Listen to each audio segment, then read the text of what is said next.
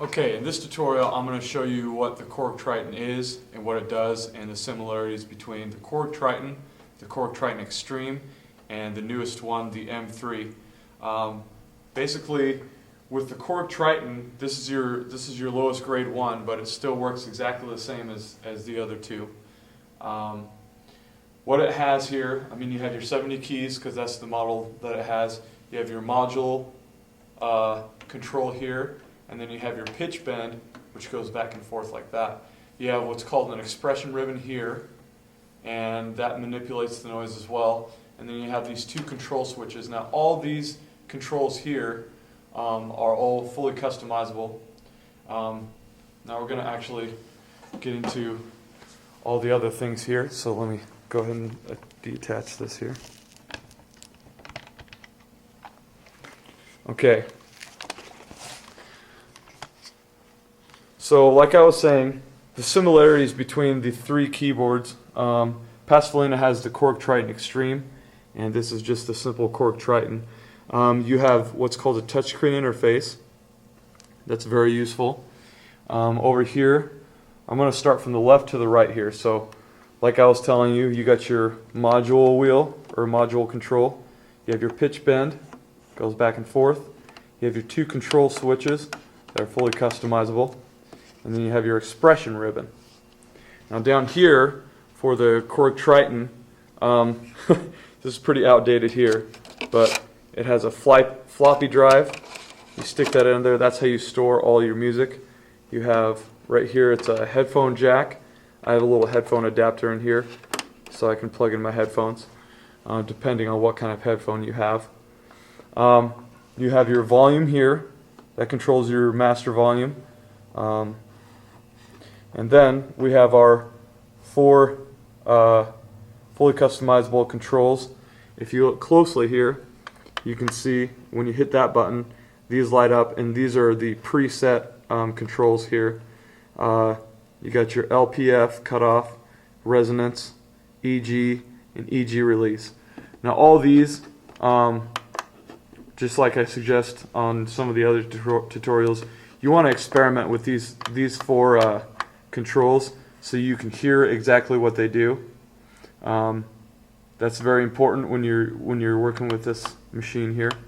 And then your assignable ones, I can show you how to assign those in a later tutorial. So we'll move on here. You got your keys here. So you know what keys do, they play music. And then what you have is you have your menu options here, or your interface options. And basically what these are, I will show you, we'll mostly be working in a sequence and disc and compare.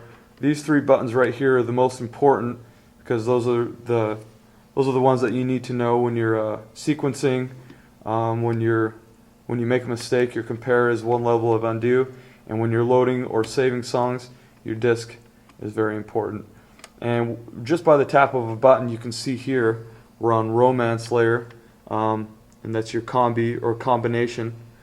If you hit this button right here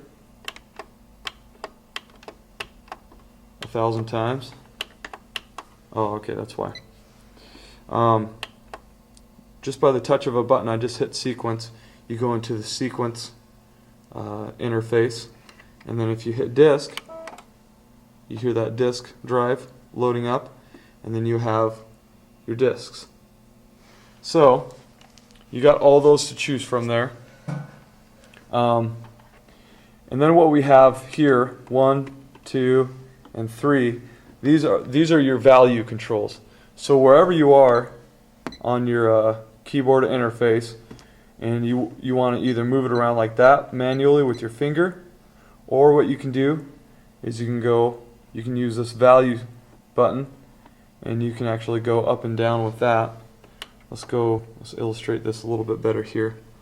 Gonna go to our mixer here, and I'll show you all this stuff so you don't have to memorize all the mixer and all that kind of stuff right now.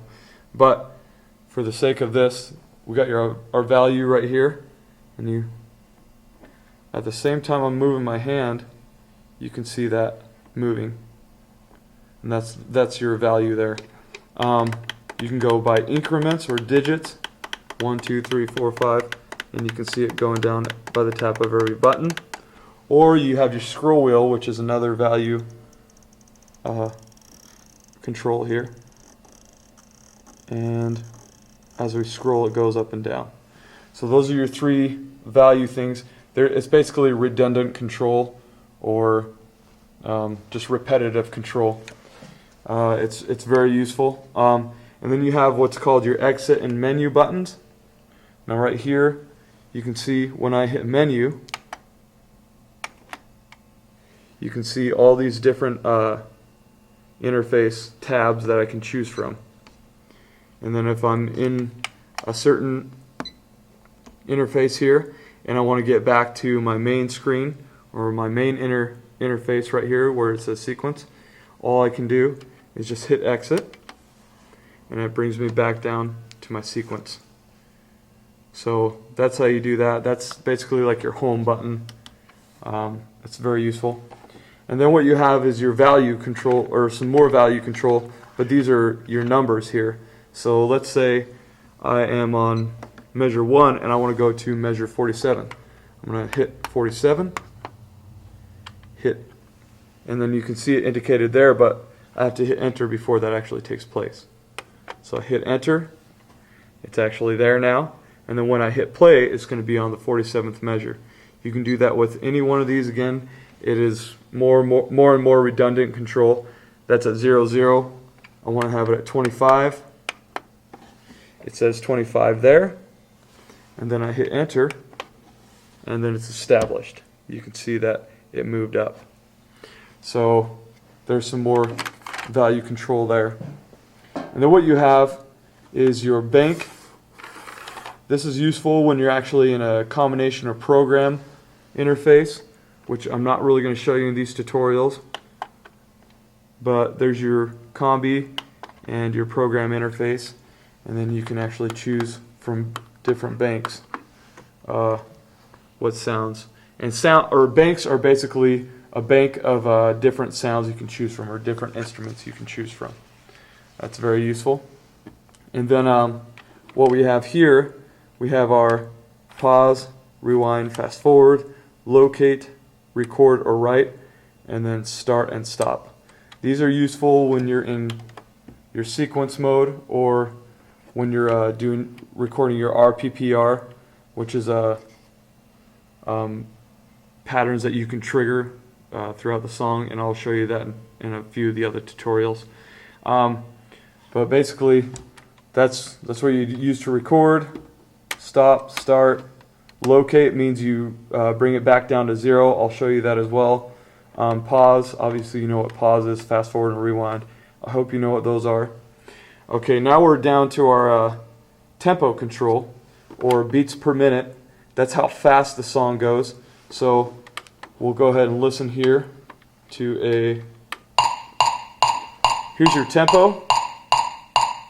If we slow it down, it slows down that beats per minute. We speed it up.